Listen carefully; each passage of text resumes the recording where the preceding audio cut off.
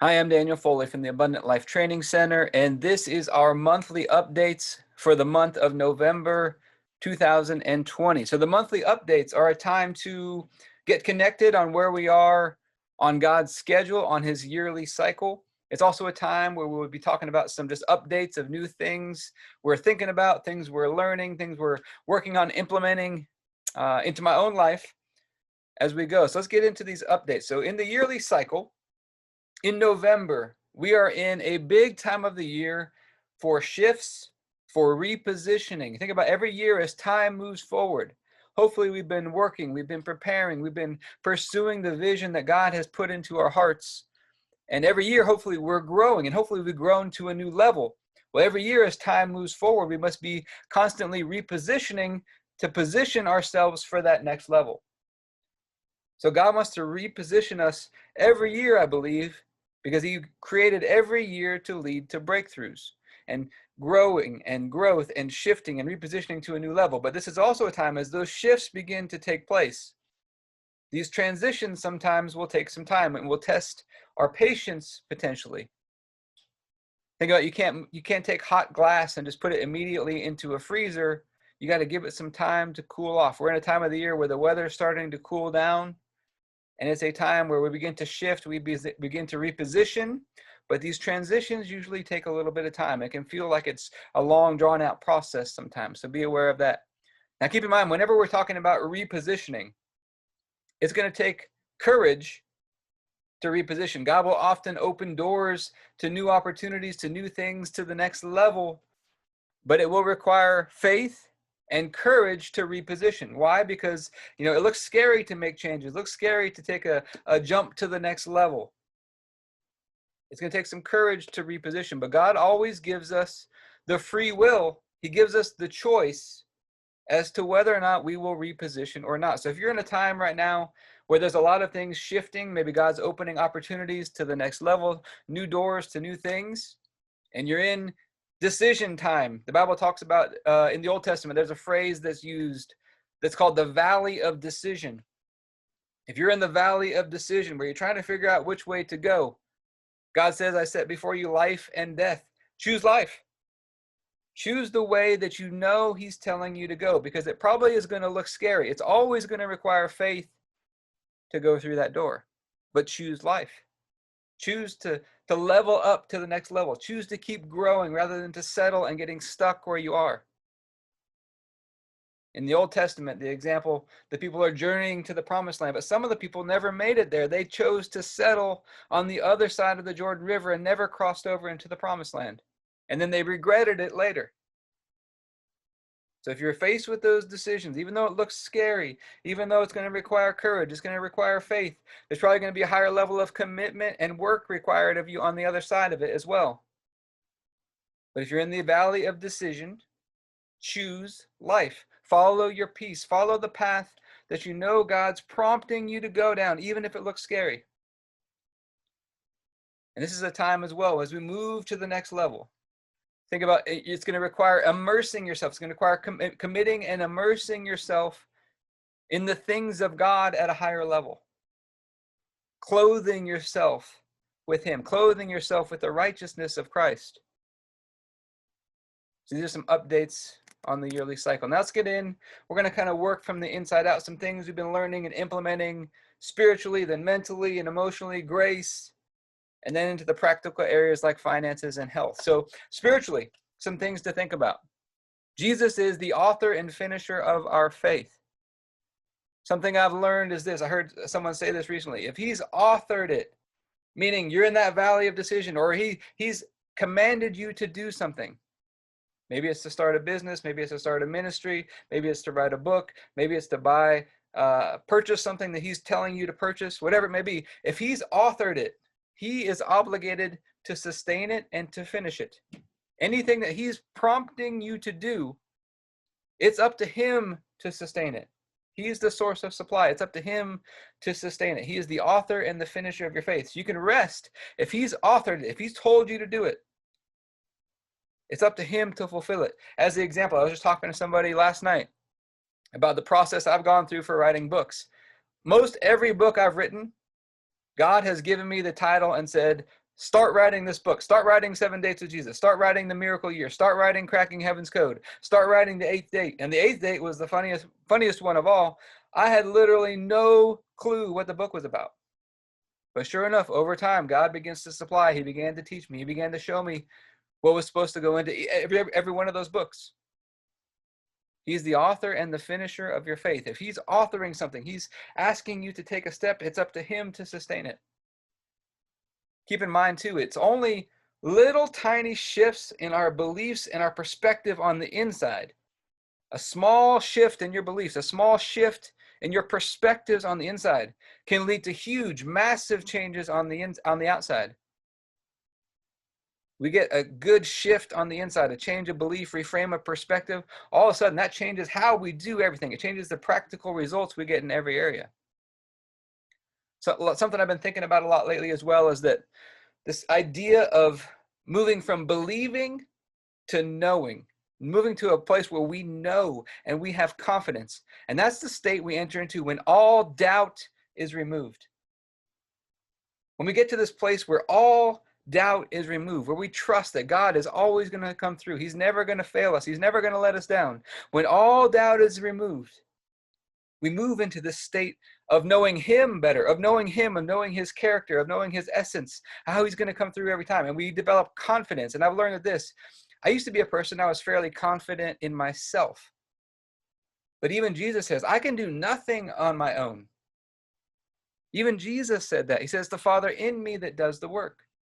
And I've learned to kind of turn the tables. That's a phrase we use a lot in the Abundant Life Blueprint, to turn the tables on this idea of confidence. I'm not confident in myself anymore. I've learned that I can't really do very much in my own strength. What I thought was confidence before was really God working in me. He kind of removed some of that to show me, hey, you can't do very much on your own.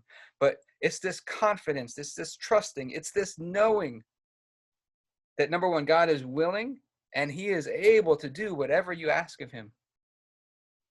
And when we remove all that doubt, we enter into the state of knowing, the state of confidence. One of the phrases that's in the Bible is the confident expectation of good. In the Amplified version of the Bible, that's the definition that they use for the word hope. There's a verse of some verbiage that's used in the Old Testament that says we put our hope and our trust in God's unfailing love. Corinthians tells us love never fails. God never fails. God is love. God's love is unfailing. We can move to this place of knowing and confidence, of hope and trusting in God's unfailing love for us. Something else to consider. We're talking about repositioning and courage and steps of faith and taking these, moving forward and growth. Something to keep in mind is when we step out of our comfort zone, we step out of the boat, we start walking by faith, a lot of times we get caught off guard because we think that the people that are closest to us, who maybe they're not walking by faith, we think they're going to be our biggest supporters, and we get caught off guard, we get caught unexpected when they are the ones that actually try to pull us back many times. Why is that, I've learned? It's because when you step out of the boat, when you start stretching out of your comfort zone, you start walking by faith, all of a sudden, it highlights the people. It gets them out of their comfort zone. When you step out, the people that are closest to you, it pushes them out of their comfort zone. It starts to make them realize, hey, I could do more. And it pulls them out of their comfort zone. They try to pull you back oftentimes. So don't be surprised if you start stepping out in faith, if the very people who are closest to you are the ones who try to pull you back. This happened to Jesus. His brother, his mother, trying to pull him back. Hey, what are you doing? You're crazy. Things like that. So don't be surprised if that happens to you. Now, in the area of our mind and emotions, I've been thinking about this idea. I was reading a book by Rabbi Daniel Lapin about buried treasure in the Hebrew language. And one of the concepts he's talking about is just the value of laughter. The value of laughter. Laughter combines peace and joy. In my book, Cracking Heaven's Code, we talk about how laughter actually cleans the cells out of your body. You'll pull things that are not supposed to be in your cells out of the cells. Many people have learned that just laughing a lot can create healing in your body. Laughter also enhances your connection with people. You feel closer to people when you laugh with them. Laughter also leads to intimacy in marriage relationships, hopefully. Laughter is a very powerful force. It's combining peace and joy, enhancing connection, making you feel more present and connected with the people in your life. One of the vital mindsets, I believe, is this idea of balance, of understanding that life is full of paradoxes that must be balanced, and we must be able to hold two opposing ideas in our minds simultaneously. This is a vital skill to develop. It's one of the things we talk a lot about in the Abundant Life Blueprint, about how even there's balancing areas of life, about how your family and order are a balancing pair in life. They're meant to work together. Your health and your time management, how well you're in control of your time. Those are two things that are opposites, but they are meant to work together. They're a balancing pair. And then your individual purpose and the community that you're part of are also a balancing pair. They're meant to work together. So we must be able to hold two opposing thoughts in our minds at the same time. Now, I came across some research as well that talked about our brain can't tell the difference between what is real and what is imagined. We talk about in the Abundant Life Blueprint and Cracking Heaven's Code and several of my other books, we talk about how the imagination is the one thing that really matters in your soul and your mind and emotions. If you take back control of your imagination and you cast down those thoughts of hope, of hopelessness and despair and envisioning worst case scenarios and uncertain futures and all this kind of stuff, and you begin to cast that down and you begin to fill your imagination with life, it is very transformative when you begin to take back control of the imagination. But your brain cannot tell the difference between what is real and what's imagined. Think about what you imagine on the inside generates emotions, generates feelings. Your heart rate can increase. You can cause a physical response in the body just by imagining things. It's also, I was reading in a book by Trevor Blake. I was reading a couple of his books actually recently. And he's got some interesting stories that he tells, but he talks about, and this is something I've learned to be true, is changing your thoughts from what you're against or the things that you don't want. We don't want to think about that. We want to think about what you're for. What do you want? A lot of times you get to talking to people, I've had this happen where we're in coaching situations and to say, all right, tell me what you want. Where do you want to go? And they start talking about all the things that they don't want. They're focused on all those things, all the things that they're against. And we got to turn the tables on your mind and begin to focus on what it is that you do want. And on the next slide here, we're going to talk about implementing a process for beginning to write out what is it that you really want out of life. Beginning to write out those, I turn them into prayers. Begin to write out what is it that you really want. Something else that I didn't put on here is also just the idea of something I've been practicing a little bit more regularly is just the idea of meditation. And a lot of people talk about just clearing the mind out, being completely empty in the mind. And I do it a little bit differently. I will sit, and my goal is to clear out my mind and get quiet and get still, but very aware of God's presence. And I sit and listen. All right, God, what is it you want to speak to me about? And just sitting and get very quiet and listen. Sometimes I'll have a pen and paper handy and just be still and listen and just meditate on God being with you. Meditate in his presence. This is something I've started doing with my kids. I've got a 10-year-old, 7-year-old, and sometimes even the 3-year-old will participate with us. It's amazing how quiet they can be, actually. We'll do it for 5 or 10 minutes and just sit and be still. And I'll tell them, imagine, go back. Your brain can't tell the difference between what's imagined and what's real. Imagine we're sitting in heavenly places, sitting right next to God. And saying, all right, God, what do you want to speak to us? We're sitting in your presence. And you do that for 5, 10, 20 minutes a day. Leads to some very good mental clarity, some very good emotional states. Just sitting in God's presence every day. Now, it's something I've started doing in the mornings, every morning for about 20 minutes. But if I miss it, I'll do it in little smaller chunks later. And then I'll do it before bed with my kids for just a couple minutes. And it's amazing. They'll sit there and they'll do this. And we'll talk about, what did you hear? And it leads to some amazing conversations sometimes. Now, in the area of grace, I've been thinking a lot about this word abound. The Bible talks a lot about grace abounding to you. Grace abounding to you.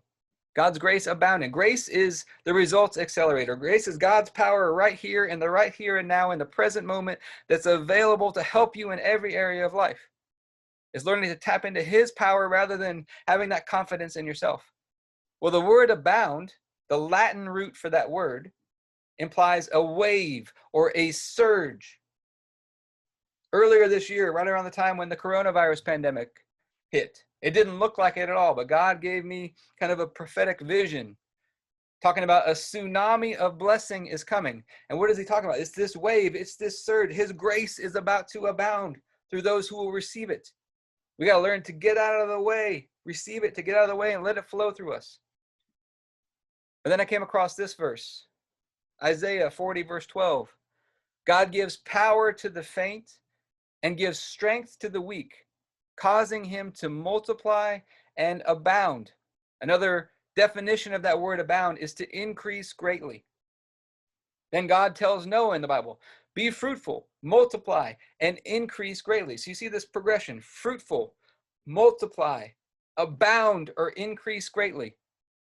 God wants to make us fruitful. He wants to multiply us. And then what does he want to do? He wants to increase us greatly. Another concept I've been thinking about that's on here is the concept of beauty. Heaven is a beautiful place. God is beautiful. It says he wants to crown us with a crown of beauty. It says, how beautiful are the feet of those who bring the gospel of peace. Jesus tells the woman who breaks the perfume on his feet, she did a beautiful thing for me. God wants to get our lives to a beautiful place. And I think it's two things, healthy and beautiful. This could be in your health. Maybe you are in not a good place in your health. First, let's get healthy. It's hard to think about getting to a beautiful place when we just want to get healthy first. Let's get fruitful. Let's get healthy. And then let's get to a beautiful place. There's always another level. We have to be continually growing. We have to be continually expanding. Otherwise, what happens is we go backwards. If we don't continually grow and expand, the Bible talks about the kingdom of heaven is always expanding. We got to be fruitful, multiply, increase greatly. It's kind of progressions that God takes us through. And when we're increasing greatly, what's happening? Grace is abounding. And God's going to take us to a beautiful place. It could be in your finances, deep in debt, to getting to a healthy place financially, and then to getting to a place where grace is abounding and increasing you greatly in the area of your finances. Could be in your spiritual life, could be in your marriage, getting to a healthy and beautiful place in your relationships. God wants us to not only get us healthy and functional, but get us to a beautiful place. Now, in the book of Esther, we talk about this story a lot, about how the tables were turned for God's people. There was a law written that the Jewish people were going to be destroyed. God's people were going to be destroyed. And Queen Esther goes to the king and asks him if they can write a new law that would turn the tables.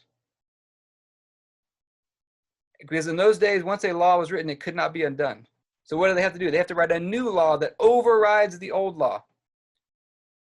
And it says the tables were turned. And I had never noticed this before. But the king tells Esther and Mordecai, he tells them this, I'm not going to write the law. You write whatever you want. You write whatever you want. So going back to the last slide, we talked about stop thinking about what you're against. Stop fighting against all the things you're against. And instead, turn your focus, turn the tables around. What do you want? And something I've started doing, and I found it has accelerated results in many areas of my life faster than anything else I was doing. At the start of every week, at the start of every month, write what you want. What do you want in your spiritual life? What do you want in your mind and emotions? What do you want in your purpose, in your health, in your finances, in your relationships, in your time? What do you want your day to feel like? What do you want your day to be like? And I will write out prayers for the month, for the week, for the day. And I will do this every night lately. Writing out, and I will ask God, God, here's what I'm believing you for. Here's what I'm asking you for tomorrow, today, this week, this month. Here's what I'm believing you for. And once I write out that prayer, I give it to him. I believe I received that he's answering that prayer. And then I begin to keep writing it out in gratitude, thanking him and praising him and thanking him and praising him that he's on it. And I've seen a tremendous shift in things. They talk about increasing greatly. I've seen a tremendous shift in things. Stop thinking about what you're against. What are you for? And begin to write it out. Write what you want. And then once you've given it to God, you pray over it and you give it to God. I write it out, and then I read it out loud and I give it to God. And then I start thanking him and praising him and rewriting it and speaking it out loud as praise and gratitude every day. You start to do this, stuff will turn in a hurry, and you may begin to multiply and abound and increase greatly in a hurry. Now, in the area of finances, one of the concepts we've been talking about inside of the Abundant Life Blueprint is one of the grace keys to money is flow. Make sure you are keeping money flowing. A lot of times when money gets tight and we feel the pressure financially, we hold on to money, we hoard money. Keep money flowing. This takes trust that God's going to come through. When trust is high, money flows. Keep the trust high that God's going to supply. And keep the money flowing. Don't slow down the flow of the money, and he will keep it flowing to you. Now, I think it's also important we set aside money regularly, ideally 10%, maybe more, into a separate account. Let that money pile up in there. Let that money pile up. In the Old Testament, they talked about the tithe money was piling up, and it began to get huge piles or big heaps, big heaping piles of money. Let that money pile up, and then begin seeking God. All right, God, what do I do with this money? What do I do with this money? He'll show you how to best use that money, how to best steward that money. And the Bible talks about we need to be excelling in the grace of giving. You may say, I don't have money to give. Well, here's what I want you to do. Keep the money flowing. I want you to begin to feel generous. Focus on, I want to start to feel generous. Give $1, give $2. Get started and begin to grow it over time. Now, one of the concepts as well that I came across, we talk about in the financial blueprint, that partnership is the table turner. Partnership is the most important thing. Begin to partner with God, partner with your spouse, get into agreement, partner with other people. And like I said, I referenced Trevor Blake earlier in this. He's talked about, it's got a pretty amazing story. He's built somewhere between 3 to 6 businesses now, and he's sold 3 or 4 of them, I think, for hundreds of millions of dollars. And he's never once had one employee. He's got an interesting business model that we'll talk about here in a minute. But one of the things he said was this. He goes, I've learned, even if I don't need them, I like to bring partners and investors into the business from the very get-go.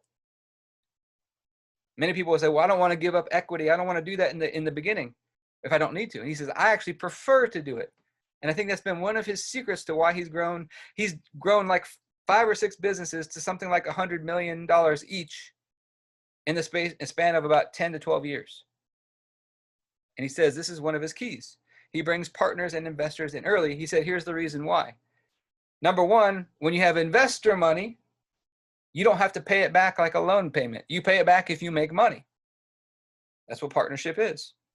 You don't have to pay it back like a loan payment. So it gives you more free cash flow to get the business going. Number one. Number two, though, he says the bigger reason is that investors bring more than just money.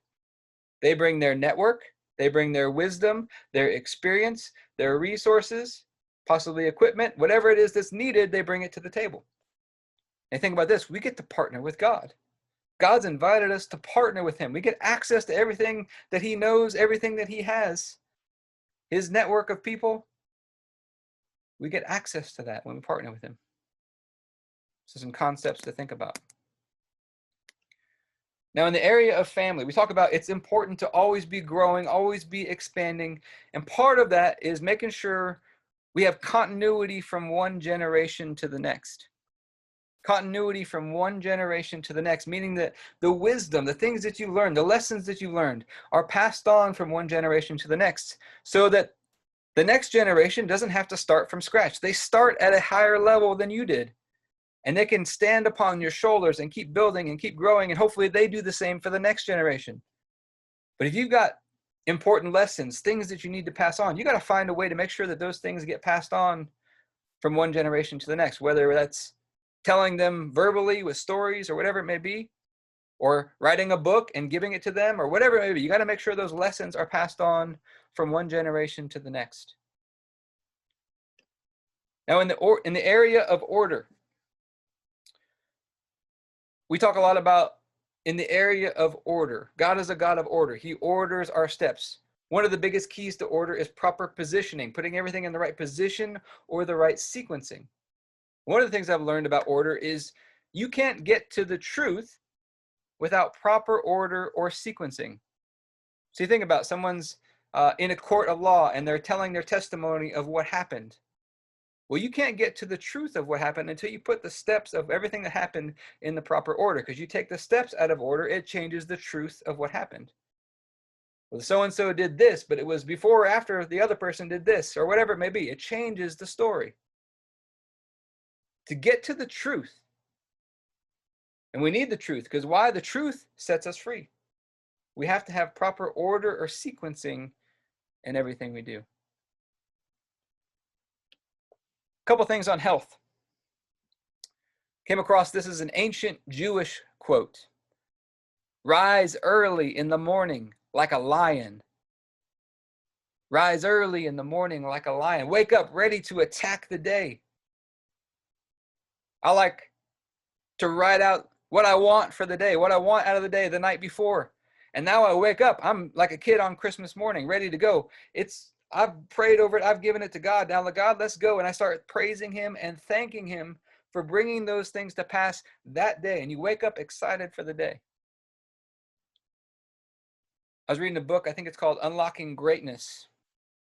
And the author references a Harvard study where 80-year-olds were put in an environment that looked like it was 20 years prior to when they were 80. It looked like the environment that would have been around when they were 60 years old. And they were put in this environment for a few weeks. And they measured health markers on them.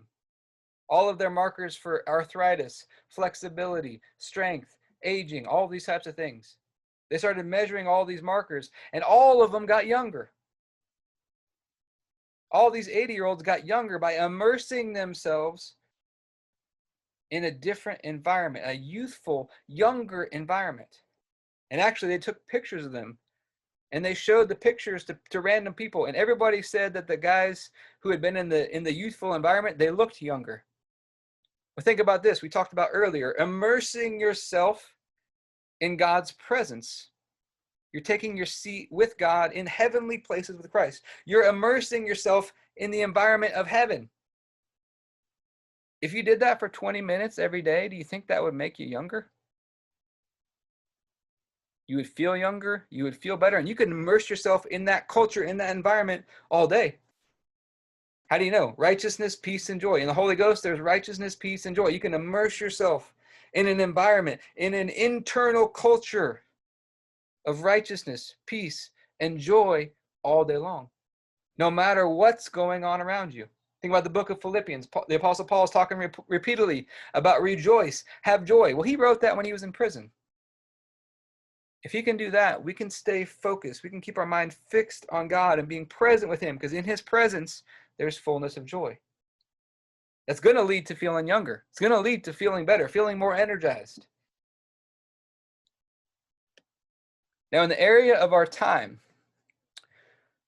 one of the things we talk about with God's yearly cycle is, he's taking us through a cycle. And I came across a couple authors referring to it in some different terms. Some are referring it to a spiral or a winding staircase, that every time you go around the cycle, every time you go around the circle, you're going around. Sometimes it looks like you're going backwards or you're going in the wrong direction, but you're at a higher level. Every year as we go through God's yearly cycle, like I said, we should be growing, we should be expanding. God should be moving us to a new level every single year. But as we go through that cycle, there will be seasons where it looks like we get pruned back a little bit for a little while, but the pruning back will still be at a higher level than we got pruned back the year before. And so every year we're moving up a level. And I think going through that process, again, we're coming up on a new year pretty soon. We've been talking about the miracle year and developing our plans for the miracle year.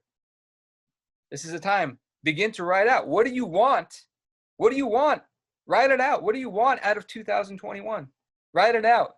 Give it to God. Start praising and thanking Him for it. And realize that it may take the way of the spiral or the winding staircase on your way. Now, in the area of purpose, going back to the Trevor Blake model, he built several $100 million businesses with just himself. 0 employees. He had some investors and partners, but 0 employees.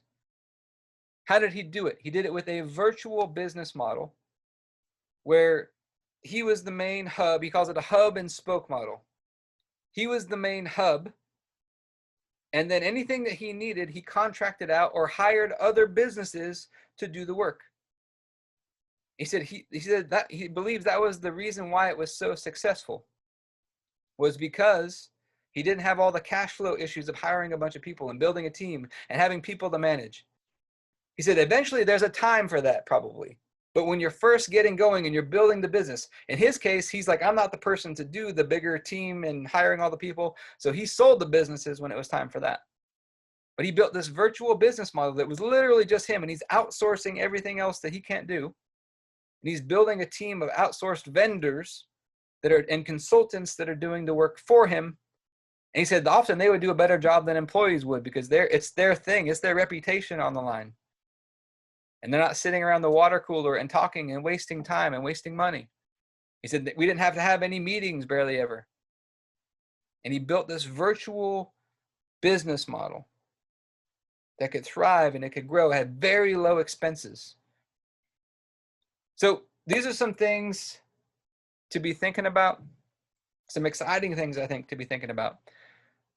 Some key takeaways is immerse ourselves in God's presence, immerse ourselves in the culture of heaven every day, and begin to write out what you want.